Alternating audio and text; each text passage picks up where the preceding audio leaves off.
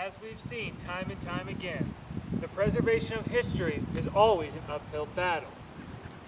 This station right behind me, built in 1881, is one such place that a group of people are trying to preserve. This is the story of the Potter Street Station.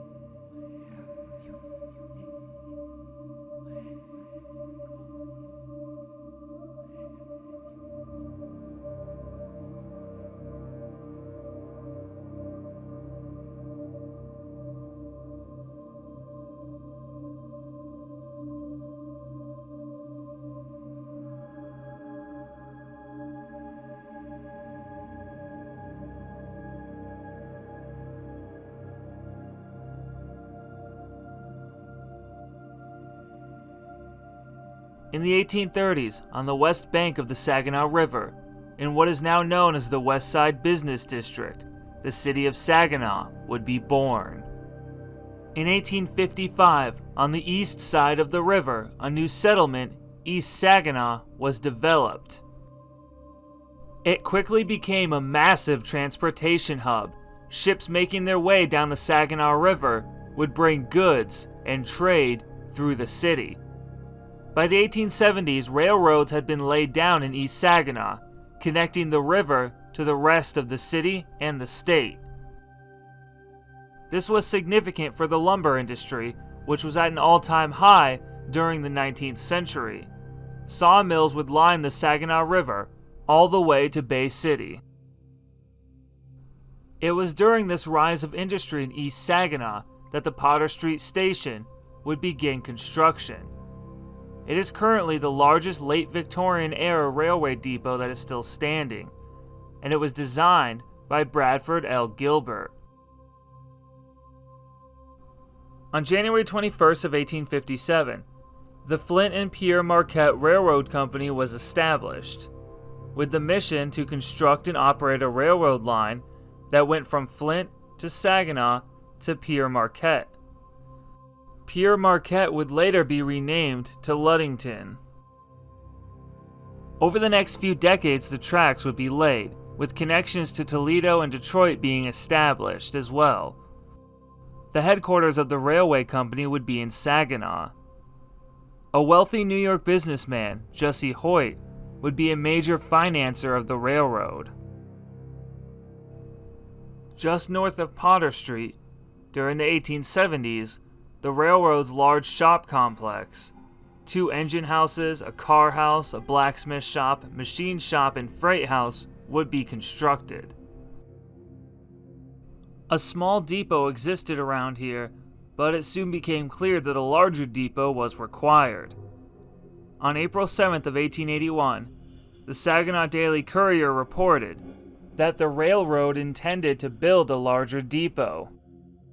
On July 25th of 1882, the new depot, the Potter Street Station as we know it today, would open its doors for business.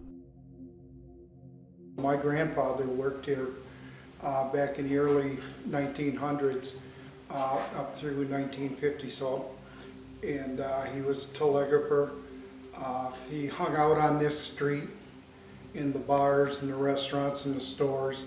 He knew the neighborhood well, and it kind of got me interested in it, in trying to find out what he did, and then finding out about how many lives this place affected. I mean, this was the coming home point for a lot of soldiers. I happened to visit my sister today who has dementia, but one of her memories was coming down here to meet our father when he came back from World War II. And that kind of struck home with me today. That really hit me hard. And there's a lot of people who come home. There were some who didn't. We have a place in the next room where they displayed coffins of dead soldiers for the families who had come back from wars, different wars, World War I and World War II. There's people who went off to college. This is the hub from where everybody come in to the Saginaw area or the Tri-City area. That was, you know, coming into Detroit even. I mean, this was where everybody came. And it just kind of gives you chills when you're in here sometimes, just thinking about it. How many couples met here who worked here, you know, made their livelihood in this place, and you think about that and it just gives you a pause.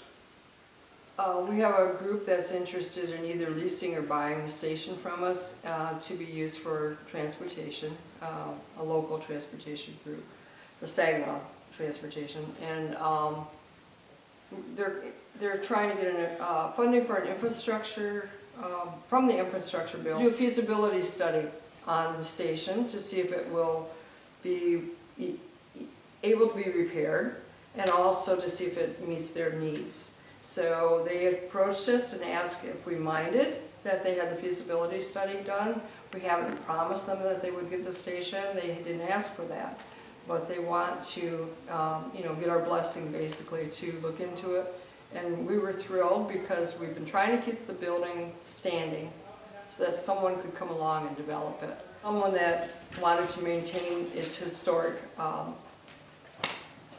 basically what it looks like. I mean, use it so that the public can maybe be able to come in, which if it's a transportation group that ends up with it, they might be able to get Amtrak back in.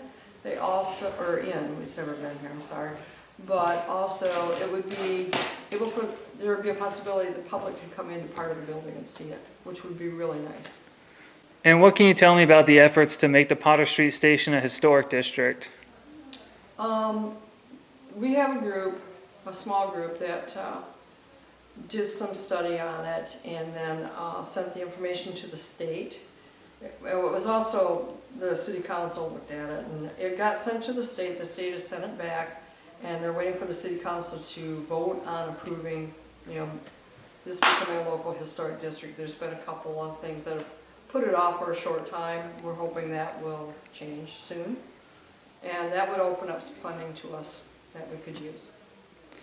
We're unable to do what we used to, which made us most of our budget for the year because of COVID. We recently had a yard sale that brought in some pretty decent funding. We have scrap metal drive we're going to be doing soon. We are considering a couple of other things. Actually, one of the members is growing pumpkins. You know, anything we can do to try to get money. We're talking about doing a GoFundMe, which would be helpful, and we're looking for new members, donations, whatever it takes. And our goal at the moment, the biggest goal, is to repair the roof because that's where a lot of the damage to the brickwork is coming from and whatever, and also the upper floor. So it's a large building, it's 2.5 stories high. You know, so, that's our first goal, is the roof. But we have other things that we have to work on also.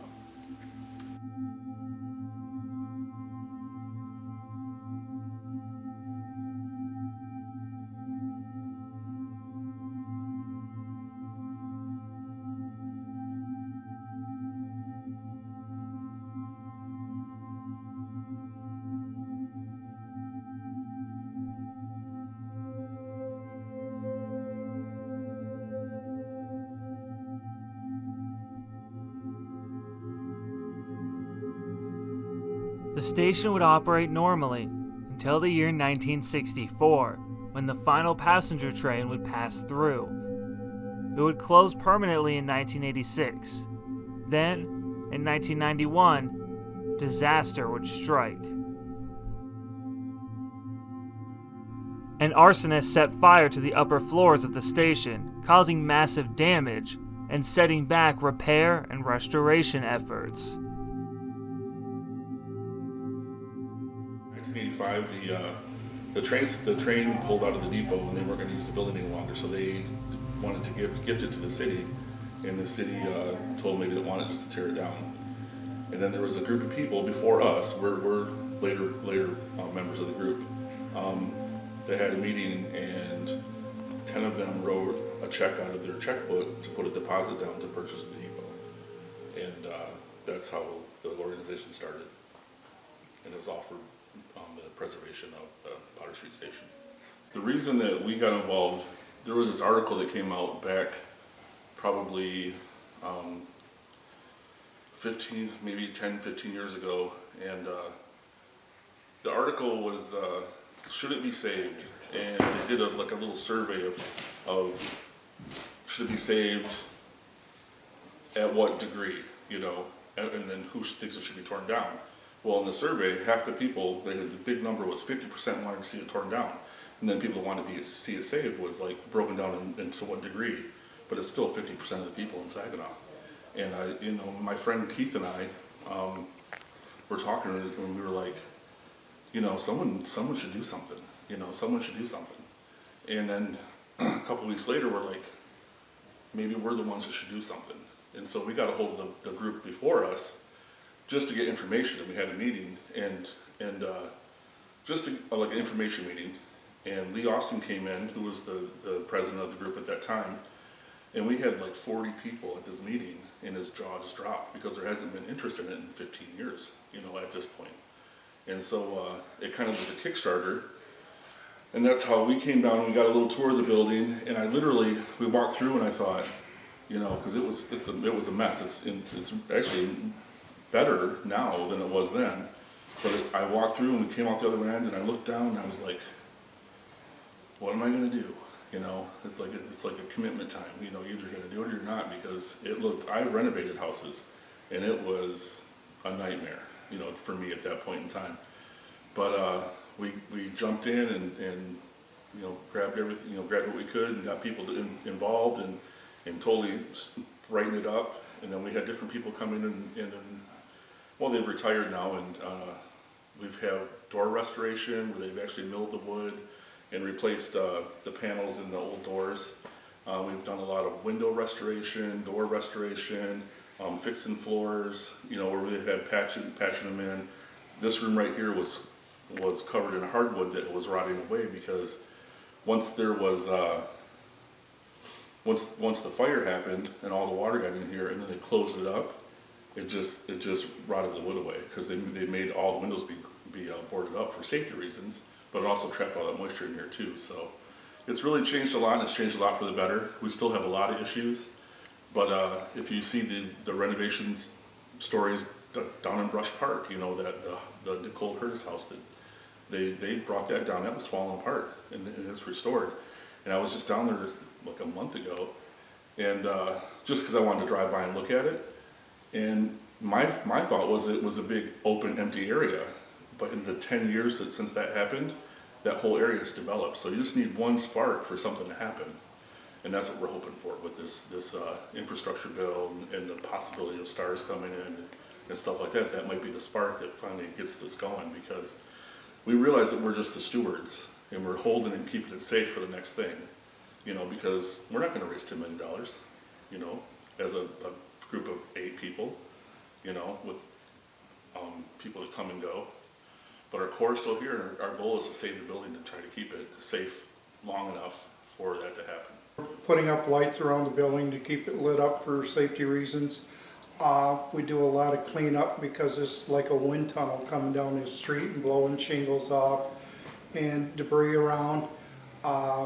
We clean up around here, back up, clean up the trees, bushes, control weeds, repair fences and parts of the building. If something's falling apart, we'll help try to get it straightened out and back to normal.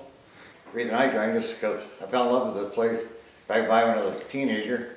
And I came by and I joined a few years back and I fell in love with it. Now we do, I do clean up and lawn care and fixing things around and keeping everything going. And so trying to things break, we got to get them fixed. And like Steve was saying, we got to redo the window frames and the doors and all that stuff's got to get done. We just try to find talent to help get that done. It'd be nice to get some funding, get a roof fixed and stuff. But their big goal right now is to get a roof on this place. I don't know if you drive by, you can see the big holes in the roof, and that's really ruining our structure inside. All the water getting in. The winters are really terrible here. Knocks everything down inside. If you can help out to help to save this place, we'd appreciate it. Come on down, see us. You'll fall in love. I guarantee it. There's not anybody here who's ever come into this place and said, oh, it's a trash bin or it's horrible, I'm not coming back. Everybody falls in love with it. Come and see it. Help us out. We'd appreciate it. Well, I think that the people that you're seeing today are people that love this building. And there are people that are interested in it for other reasons, but we genuinely would love to see this building last and be here for the future generations, whatever, to enjoy. It's a beautiful building. It's a treasure in Saginaw, and it's part of what makes Saginaw, Saginaw. It's not like every other building in any town. The Potter Street Station is a truly beautiful and truly incredible place. It's one that has touched the hearts of many, and one that is in need of saving.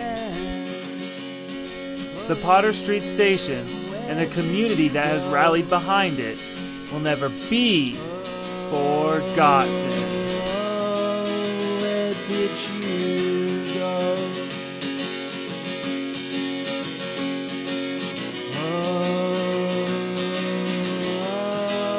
Where did you go? Walking home alone again. Oh, Enid, where did you go? Looking for another friend. Oh, Enid, where did you go?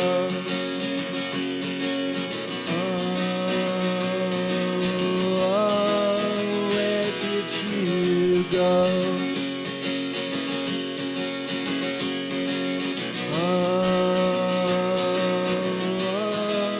Where did you go?